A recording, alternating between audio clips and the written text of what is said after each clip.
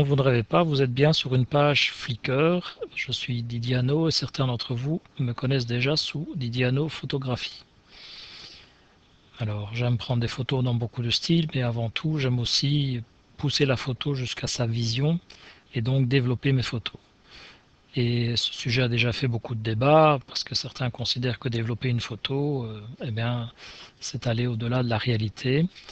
Mais bon, quand on est dans une idée de la photo d'art et pas de la photo de journalisme, ben, on est libre de faire ce qu'on veut. C'est de la créativité et c'est de l'art. J'ai déjà pris l'habitude de vous présenter des planches vision. Donc en voici une pour vous montrer une photo d'origine et une des visions que j'en avais et pour laquelle j'ai fait un développement. On peut en avoir des plus classiques et donc chaque fois la vision est propre et spécifique. Et donc j'ai choisi de démarrer un projet pilote auquel je vous invite. Ce sera de vous présenter les phases du développement. Et donc je ne vais pas directement reprendre une photo complète, mais plutôt commencer par une petite partie d'une photo qui va bientôt suivre. Donc l'idée ce sera d'avoir des vidéos que vous pourrez revoir à votre convenance et aussi vous pourrez poser des questions dans les commentaires si vous en avez et j'essaierai d'y répondre éventuellement en faisant d'autres petites vidéos pour vous expliquer des points détaillés. Donc voilà, premier pilote et je vous invite à me suivre. Je suis ici dans la fin de ma première vision avec un arbre plus contrasté dans les noirs et blancs et un ciel menaçant renforcé par du vert. Et je trouve que les espaces négatifs présents dans la photo sont un bon candidat pour l'intégration d'une texture et pourquoi pas un cadre. Et l'idée c'est de rendre ça un peu plus métallique. Alors on parle d'effets négatifs ici dans le ciel quand on a tous ces espaces de ciel. Dire, ce sont des bons candidats pour être remplis par une texture. Donc on va retrouver notre photo dans Lightroom et voir comment utiliser une texture avec l'outil Perfect Photo Suite 9 de On1 Software. Dans Lightroom, on peut appeler la suite, donc Perfect Photo Suite 9, via le menu Fichier, Module Extra. Et là, on voit qu'on peut soit appeler la suite de manière générale ou un module interne plus spécifique. Dans notre cas, on va appeler la suite en général, ce qui nous permettrait éventuellement de naviguer entre les différents modules. Donc, la suite va s'ouvrir et nous sommes par défaut à l'ouverture de la suite dans le menu Layers. Comme son nom l'indique, le module Layer est un système donc, de calque. Cela veut dire qu'on peut avoir plusieurs couches superposées, un peu comme si on était sur une table avec un papier principal sur lequel on vient ajouter une succession de transparents contenant différentes choses, du texte, des couleurs. Et on peut décider ici l'avantage en numérique d'une certaine opacité et d'une puissance de l'effet en superposition. Ma photo actuelle est déjà un assemblage de deux modules. Et donc on retrouve ici le module Black and White et le passage par le module Effect qui m'a permis d'avoir cet effet un peu vert. Donc pour l'intégration d'une texture, ce qui m'intéresse c'est de retourner vers le module Effect et donc je double-clique ici et avec un peu de patience on va se retrouver dans le module et l'interface Effect que voici. Et donc on voit un peu que toute la suite est dans le même acabit et donc c'est toujours un travail par couche. On voit ici un assemblage de différents calques à l'intérieur du module Effect. Et donc on peut superposer ici autant d'effets qu'on veut avec des opacités et toute une série d'options selon vos préférences. Donc comme je veux rajouter une texture, je vais devoir rajouter un calque et donc je fais ça avec le petit bouton plus ici. et on voit qu'apparaît un calque vide, empty layer en anglais. Et donc la façon la plus simple de visualiser l'ajout d'un filtre, c'est de passer par le panneau de gauche où on a toute la série de filtres disponibles. Et ce qui nous intéresse pour les textures, c'est le filtre Texturizer. Alors on voit aussi qu'il y a cette petite icône avec une grille qui permet, sous forme de vignette, ce que pourraient donner les textures sur votre image. Alors ici, les textures sont celles déjà présentes dans la suite. Vous pouvez aussi ajouter les vôtres, en décharger, en acheter. Tout ça est évidemment possible. Donc j'ai déjà une petite idée de la, évidemment, vu l'aspect métallique de la texture que je souhaite. Et c'est ici que je viens chercher le scratch métal. Et donc quand vous avez choisi votre texture, il suffit de cliquer et on revient dans la suite. On voit que le calque Empty Layer s'est appelé Texturizer et on est prêt maintenant à affiner les options et le rendu. On retrouve les options en bas du panneau de droite et donc elles sont toutes centralisées sous le Filter Option ici. Et donc on voit de nouveau qu'on nous dit filtre, blablabla, son nom et ainsi de suite. Et donc on retrouve classiquement, les effets teinte, saturation, luminosité, Hue, Saturation, Brightness en anglais. Et donc on pourrait régler effectivement, dire je veux du plus clair ou du plus foncé. Et donc vous voyez déjà que les possibilités vont s'avérer nombreuses. Dans la pratique, je peux mettre directement une intensité en manuel en choisissant un nombre. Donc ici, je vais m'assurer que je suis de nouveau sur 0. Et donc la première chose à faire est de regarder un peu ce que donnent les modes de fusion. Et là, il faut être curieux, essayer, toujours aller voir, ne pas se contenter du normal. Et donc on voit qu'on a une liste entre normal, subtil, haute lumière et basse lumière, lighter et darker. Et donc en passant sur un nom, vous voyez que la puissance de l'outil est qu'on a en direct une prévisualisation de ce qui se passe et donc on peut juger de ce qui est mieux adapté. Donc dans mon cas, je vais prendre subtil, subtle. Et l'idée, c'est toujours de ramener l'opacité à 0. Donc au départ, on ne voit plus rien. Et donc de remonter progressivement l'opacité de votre texture et de voir jusqu'où l'effet vous intéresse pour que ce soit plus ou moins bien intégré. Et tout ça est une question de goût, il n'y a pas de recette miracle. Donc moi je trouve que ceci me convient à peu près vers 70. Mais bon, ça c'est chacun comme vous voulez. Alors, petit aperçu complémentaire, ici bon, la position de la texture me plaît, on a les griffes ici, on a celle-là, donc je ne vais pas ennuyer, cette zone que je veux rester, centralisée sur la composition avec le sapin. Donc ce qui est très bien, mais imaginez que vous voulez changer la texture. Ce qui est bien dans cet outil, c'est qu'il y a des options directes pour faire de la transposition horizontale ou verticale. Donc ici, si on fait une transposition verticale, on voit que les griffes ont passé du côté gauche au côté droit. Donc je reviens comme elles étaient, ou je peux la faire en horizontale, donc du haut vers le bas. Et donc on voit que voilà, ça s'est inversé comme un miroir. Et on peut également faire pivoter dans le sens des aiguilles d'une montre ou à l'inverse la texture. Donc là, ça peut vous donner déjà plein d'effets. Donc vous changez de coin à chaque fois. Et on est revenu à 360 degrés. Alors ça c'est une chose déjà intéressante. La deuxième ici c'est l'échelle ou scale. qui vous permet d'agrandir la texture. Et donc là, vous voyez qu'on est en train d'augmenter l'effet. Donc l'image sous-jacente.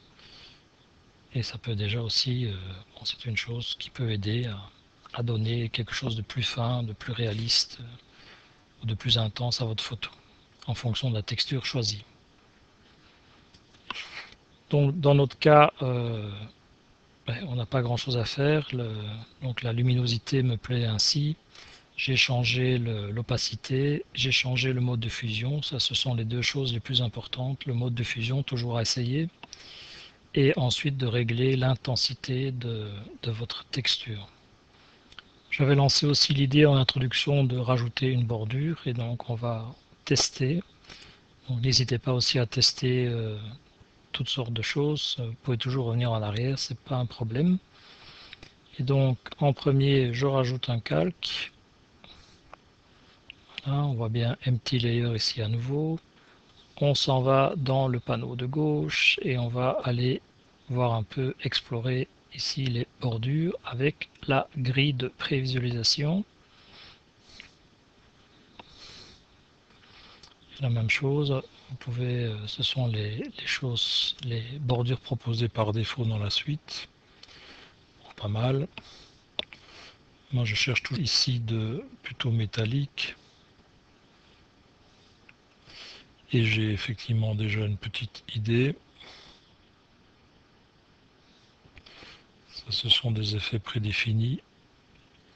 Et donc celui qui m'intéresse, c'est ici le preset Tab. Donc je clique. Et voilà.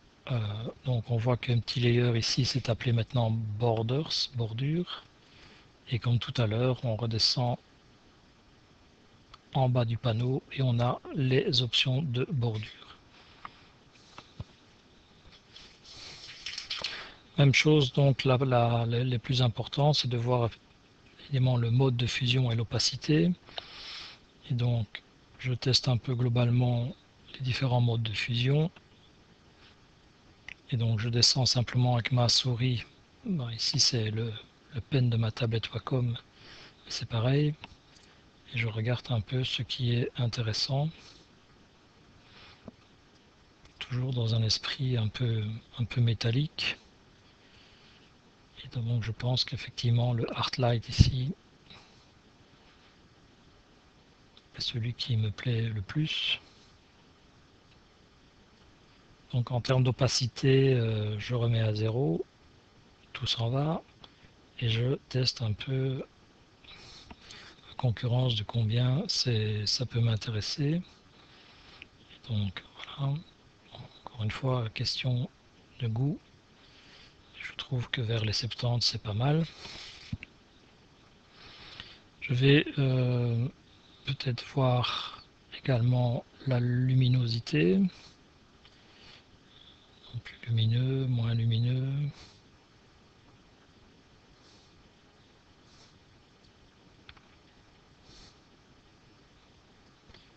Voilà, quelque chose qui ne trahit pas trop la photo. Et donc on voit aussi au niveau des bordures, ce qui est très intéressant, c'est ces deux options. On a aussi le moyen comme tout à l'heure, de faire du translation horizontale, verticale, des rotations.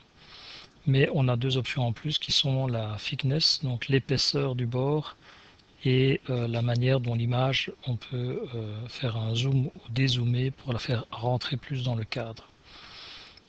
Donc ici, regardez bien au niveau de l'épaisseur des bordures, parce que c'est là que ça va jouer.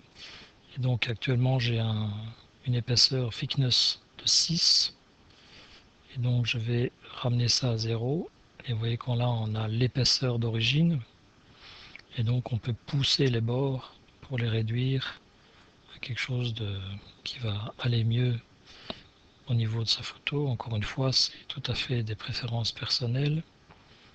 Donc on peut aller à quelque chose de très très fin. Évidemment, plus vous réduisez la bordure, plus vous perdez les effets qui peuvent être intéressants.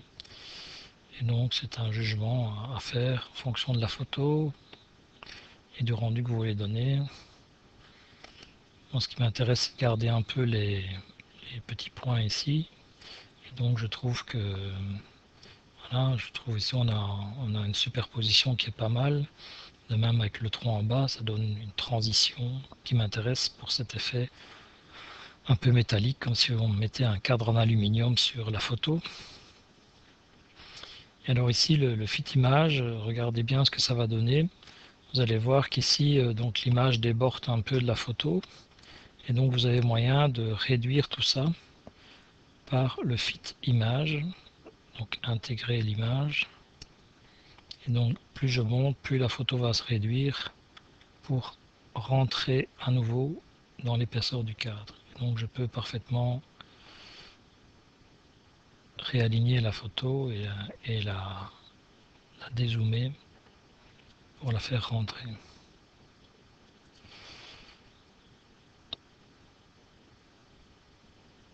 Donc attention qu'à un certain moment, si je vais en exagérant, en T, il fait une superposition des photos et donc il a toujours la version d'origine et il essaie de superposer une réduction. Et donc on peut avoir des effets assez indésirables a priori, de troncs cassés et tout ça. Donc il faut faire attention un peu à rester dans un juste milieu. Et donc pour ma part, j'aime assez bien la superposition ici de l'effet avec le cadre. Et donc cet effet est aussi lié au fait qu'on a un mode de fusion Arclight. Évidemment, si on change les effets, cet effet ici de mélange entre ma photo et la bordure sera différent. Voilà. Donc je pense que je suis maintenant content avec la bordure. Et on va continuer peut-être. Je trouve qu'il manque, on pourrait encore effectivement rajouter quelque chose ici pour, en matière de texture pour agrémenter un peu l'espace négatif. Et donc on va voir rajouter une texture supplémentaire. Vous connaissez à peu près maintenant le principe. Donc rajouter une texture, c'est de nouveau rajouter un calque, petit plus, un petit layer, et on va de nouveau aller dans les texturizers. Mais je vais vous montrer une autre tactique. Donc je sais que je veux travailler par rajouter un papier avec un peu une griffe. Et donc un autre moyen d'y arriver, c'est directement d'aller dans les filtres options et vous voyez qu'on a le menu déroulant des filtres et on retrouve ici effectivement notre texturizer sur lequel je clique et là il va se mettre en position de la première texture de la fameuse grille qu'on a vue de l'autre côté. Donc ce qui m'intéresse, c'est d'aller rechercher ici dans la catégorie. Donc une fois que vous serez habitué, vous pouvez classer aussi vos catégories comme vous l'entendez. Donc si vous intégrez vos propres textures, vous pouvez les appeler Didier mur, Didier je sais pas, scratch, tout ce que vous voulez. Et donc ici je vais aller dans la famille des papiers. Et donc vous voyez qu'il prend directement la première texture dans cette famille. Si je vais dans nuages, eh bien, il va prendre la première des nuages. Si je vais en photographique, première photographique, selon sa propre liste alphabétique. Et donc je prends la famille des papiers. Donc il a pris le premier qui s'appelle Clean Etch. Et moi, c'est pas Clean Etch qui m'intéresse. Et donc je défile ici. Et ce qui m'intéresse, c'est le Tattered Gray. Et donc, encore une fois, chaque fois que vous passez sur un fil, vous pouvez voir l'effet que cela va donner par défaut. Et donc, c'est d'abord une exploration. Donc moi, ce qui m'intéresse, c'est le léger effet des griffes de ce papier. Voilà. Le mode de fusion ici est déjà en mode subtil, donc je vais de nouveau aller me balader dans les modes. Alors, à faire attention entre le subtil et le lighter. tracker, ça c'est trop. Et donc j'hésite entre normal et subtil. Bon, je vais laisser normal. Par contre, il y a une chose qui ne me plaît pas. Donc je vais de nouveau prendre l'opacité. Là, il n'y a rien. Je remonte, je commence à voir apparaître un peu de texture. Mais remarquez qu'au fur et à mesure où je monte l'opacité, il assombrit les coins. Et ça, c'est pas vraiment ce que je cherche comme effet. Donc je vais laisser vers 70 et voir un peu comment je peux limiter autrement l'effet de cette texture. Donc là je regarde un peu la luminosité déjà. Et donc ce que je n'aime pas, c'est un peu cette zone ici. Et cette zone ici, on perd un peu l'effet de cette trace. Donc je dirais, ce qui m'intéresse, le blanc ici me plaît, donc l'opacité restera comme ça. Et donc l'intérêt, comme nous sommes sur un système à couches, un peu comme dans la même idée que Photoshop et consorts, c'est qu'on a à côté sur chaque couche la possibilité d'avoir un calque et donc de cacher ce qu'on n'a pas envie de voir. Donc là, très simple, quand c'est du blanc, ça se voit, quand c'est du noir, ça se voit pas. Entre noir et blanc, vous avez du gris, et donc si on rentre dans du gris, eh bien ça se voit moins. Donc blanc, on ne voit rien, enfin blanc, on voit tout, noir, on ne voit rien, et dans les gris, on voit un peu moins. Alors tout ça se fait assez facilement par le pinceau, donc l'outil de retouche. Et donc on a ce genre de symbole qui est ici du Paint Out, et je vais pouvoir retirer une partie de l'effet sur une zone bien déterminée. Alors on voit qu'il y a un rond principal. Donc avec un moins, je vais retirer de l'effet et on voit à côté un rond en petit pointillé. Et donc c'est le fameux feathering. Donc si je 50, j'ai à peu près ça. Si je monte le feathering, eh bien on a cet espace qui est plus grand. Et donc c'est l'espace de transition entre le cercle fermé et le bord.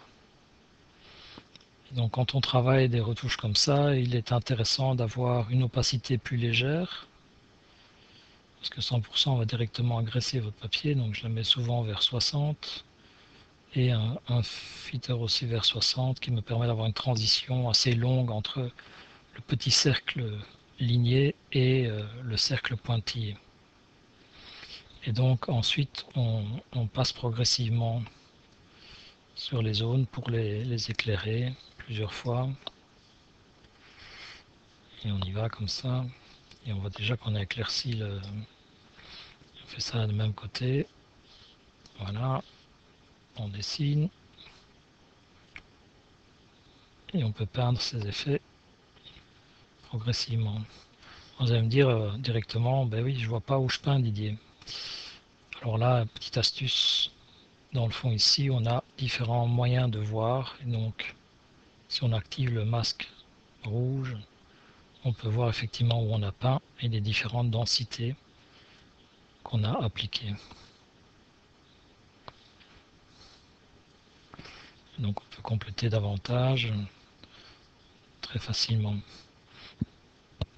Alors c'est l'occasion de nettoyer un peu l'effet des rayures et de vous montrer un peu ça. Et donc on peut continuer en disant je ne veux pas avoir ici trop les choses. Bon, ici vous les voyez en rouge. Donc parfois c'est mieux de rester dans la photo, et donc je reviens à l'after. Donc c'est vraiment la version finale, et donc ces petits points ici me dérangent, et bien je passe progressivement. Et donc vous voyez, quand je suis en opacité de 58, eh bien je dois passer une fois et puis deux fois, voilà, en fonction de limiter les effets. Ici pareil, voilà, je viens peindre pour retirer. Je n'aime pas cette trace ici, eh bien je viens peindre progressivement et elle disparaît, elle est cachée.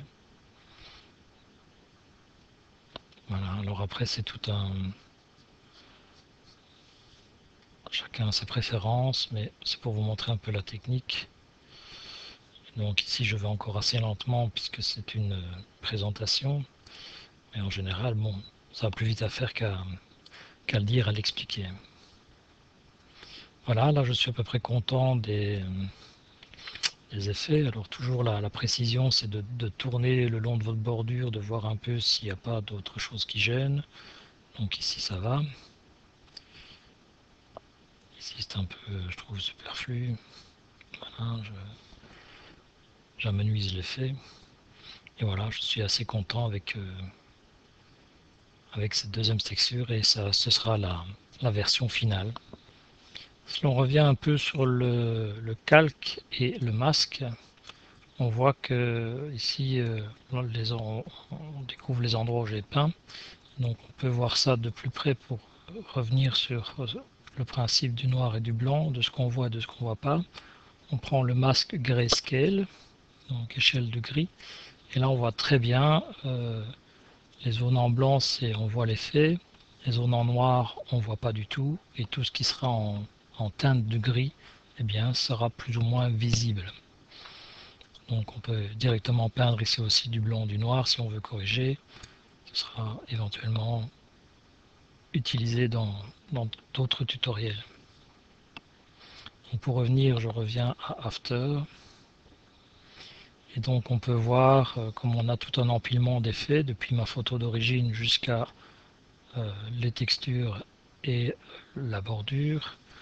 En venant ici dans le preview, on peut effectivement voir, je suis parti de cette photo noir et blanc pour arriver à ce résultat ici dans ma vision finale qui me plaît assez à part quelques petits détails.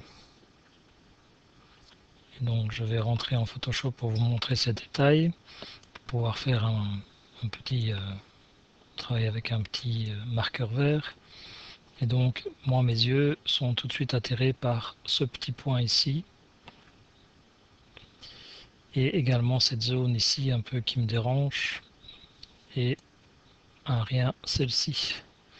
Et donc l'idée est de nettoyer ces zones et pour ça on va utiliser encore dans la suite Perfect Photo Suite la dernière version de l'outil Eraser et de l'outil Retouche. Donc je retourne dans la suite, maintenant que vous avez vu où je devais attaquer la photo, et donc je vais faire un appliquer, apply, pour ramener l'effet de Perfect Effects dans la couche de base, c'est-à-dire retour au module de base qui est Layers.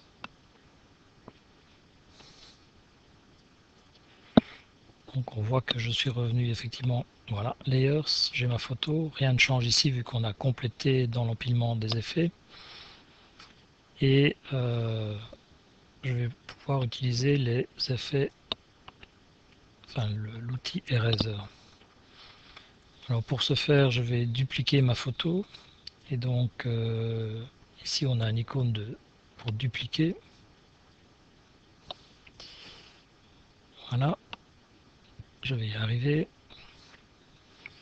On voit que ma photo est toujours une smart photo et donc c'est la capacité de pouvoir rééditer tous les différents modules. On y reviendra plus en profondeur dans d'autres tutos éventuellement ou si vous avez des questions. Et donc ici, bouton droit, je peux simplifier le Smart Layer et donc on va retourner une photo normale. Donc je n'ai plus l'engrenage qui dit ici je suis en Smart Photo, je peux rééditer. Ici j'ai perdu effectivement la capacité de retourner dans mes effets. J'ai aplati tous les effets et c'est maintenant incrusté dans la photo. Alors prenez l'habitude aussi de toujours bien nommer vos photos. Donc ici je dis final. C'est important pour la clarté des opérations. Et par mesure de précaution, n'oubliez pas de faire un save régulier. Ici, comme le fichier PSD sous-jacent peut devenir lourd, je vous retrouve après la sauvegarde. Donc nous y sommes. Et maintenant, je vais utiliser, donc en ayant, comme je suis sorti du mode Smart Photo, on voit que les outils Eraser ici et retouches ici sont disponibles. Et donc, je vais commencer par l'outil Eraser. Et donc, Eraser est très puissant, puisque là, il s'agit de faire du remplacement de contenu. Et donc, il va essayer, si vous venez sur une zone, il va prendre la zone à côté pour essayer de ramener et de changer du contenu. C'est pour ça aussi qu'il est important que le cercle soit le plus juste possible par rapport à la zone concernée. Donc il vaut mieux travailler en plus petit qu'en plus grand. Donc je vais aller réduire sa taille. Et donc je viens dans Size ici et je vais aller plutôt vers 150. Voilà. Et donc il suffit de marquer une zone. Voilà. Et il va effectivement remplacer du contenu. Et c'est assez puissant. Donc il y avait aussi un peu ces zones ici. Donc on peut peindre. Voilà.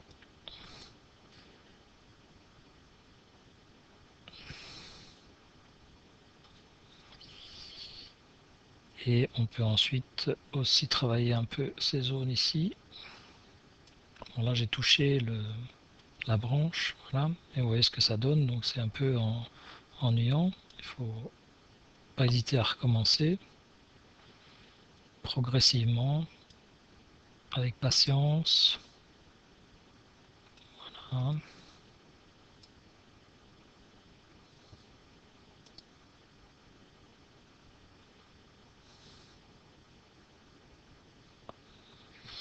Donc c'est un peu mieux déjà, et donc je retire toutes les tâches qui peuvent attirer trop mon œil.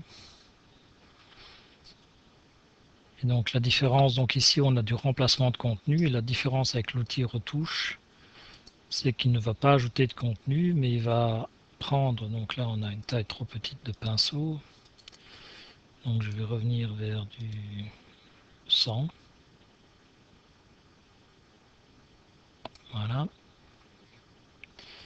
et il va prendre l'ensemble des pixels qui se trouvent dans une zone et il va les remélanger, et donc ça vous permet d'avoir des textures plus fines.